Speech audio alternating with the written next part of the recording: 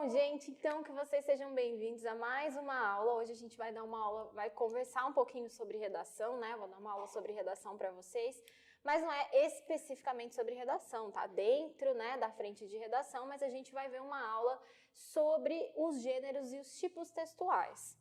Ai, Marina, mas olha, eu estava aqui seguindo a plataforma e a primeira aula que eu assisti, você já falou sobre isso. Sim, mas era uma aula mais de introdução, né? Hoje a gente vai entender, de fato, qual é a diferença entre o gênero e o tipo, porque isso faz diferença, né? E assim, os estudiosos, como eu já falei para vocês, né, que a língua é uma ciência, então as pessoas estudam de verdade, né, a construção da língua, a língua em relação ao uso, né, em relação do contato com o homem mesmo, enfim. E os linguistas, né, os estudiosos, eles com certeza, né, fazem então classificações para que seja mais pedagógico, ou seja, para que a gente consiga entender melhor tudo isso, todo o funcionamento da língua, enfim, e o uso dela, né? E essas classificações, elas também acontecem nos textos, né? Então, a gente tem, é claro, um gênero e um tipo textual. Então, para começar, eu vou colocar isso aqui, porque isso é importante, né? Então, nós temos aqui, no caso, então vamos colocar aqui, olha, o gênero textual e o tipo textual. Ah, Marina, mas para mim é tudo a mesma coisa, tá? Eu não sei nada do que você está falando. Bom, não é a mesma coisa, são conceitos diferentes. Por quê? Gênero, gente, uma coisa que a gente precisa entender, né? Qual que é a diferença? O gênero, uma das diferenças, né? A gente vai conversar bastante sobre isso, mas uma das diferenças é que o gênero, ele é literalmente aquilo que você enxerga, ele é o texto que você lê. Então, ele é algo que é palpável, é algo que você consegue visualizar. Por exemplo, o livro que você compra, né? Então, o que acontece? Ah, Marina, mas é só o livro que eu compro? Não, gente. O que acontece é que gêneros são infinitos, né? Todas as vezes que a gente consegue encontrar, então, características que são estáveis de um determinado texto, né? Enfim, ele se torna um gênero. Então, o que pode ser um gênero textual? Pode ser uma bula, né? De remédio. Pode ser uma receita, por exemplo. Pode ser um romance que você leu e adorou, né? Pode ser também uma conversa. A conversa também é um gênero. Como assim? Como assim a conversa é um gênero? Bom, a gente entrou num ponto que é muito importante, porque a conversa, ela é feita, né, provavelmente ela acontece entre duas pessoas, né, entre lá o interlocutor, a pessoa que está falando, e a outra que está ouvindo depois que responde, ou seja, tem toda essa troca, né? A conversa ela também também acontece como um gênero textual, porque há justamente essa troca de informações, né? A gente tem então características que são estáveis. Você sabe o que é uma conversa, você sabe o que é um diálogo, tudo bem?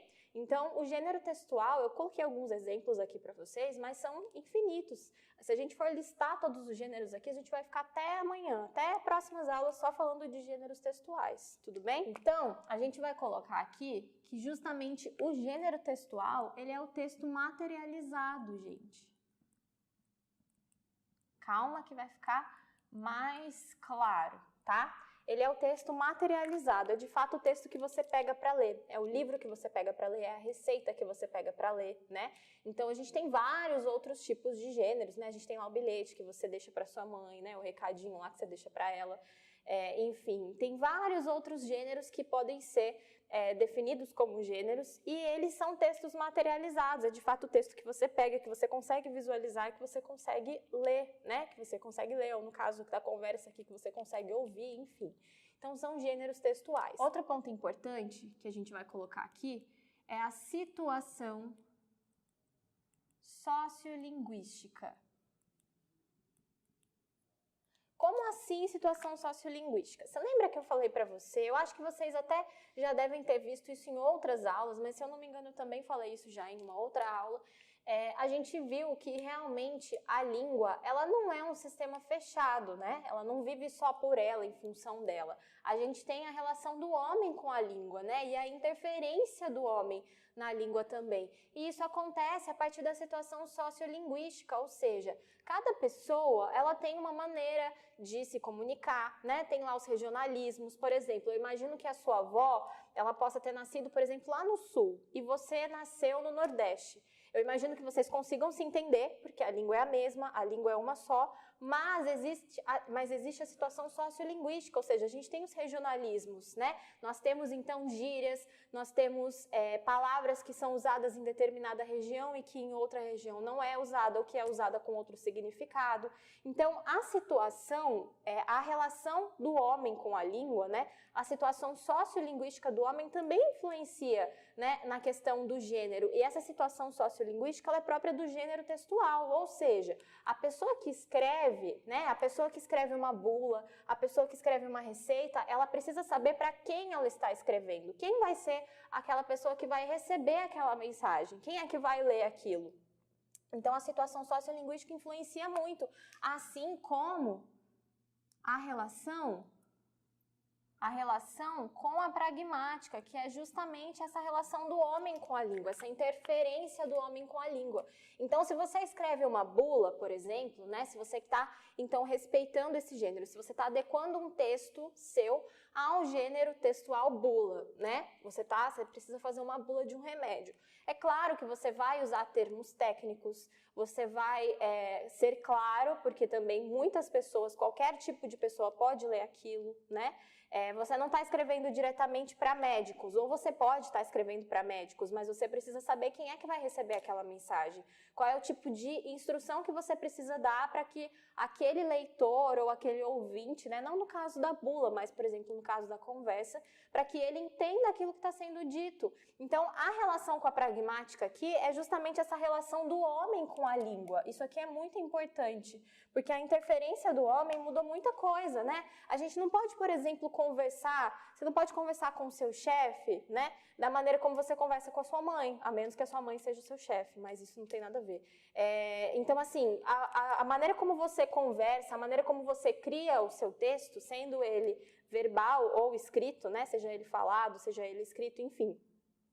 A maneira como você escreve, a maneira como você se preocupa, então, com o seu texto, adequando ele ao gênero, né? Isso vai fazer diferença o quê? Para quem recebe, a maneira como você escreve, a linguagem que você utiliza, o veículo, né? Ou seja, como ele vai ser veiculado, qual é o processo de comunicação. Então, tudo isso precisa ser considerado e isso tudo está dentro do gênero textual, tudo bem? Gente, e o seguinte, eu falei para vocês, então, do texto, né, assim, o que é o texto, por que a gente tem infinitos gêneros textuais, porque toda comunicação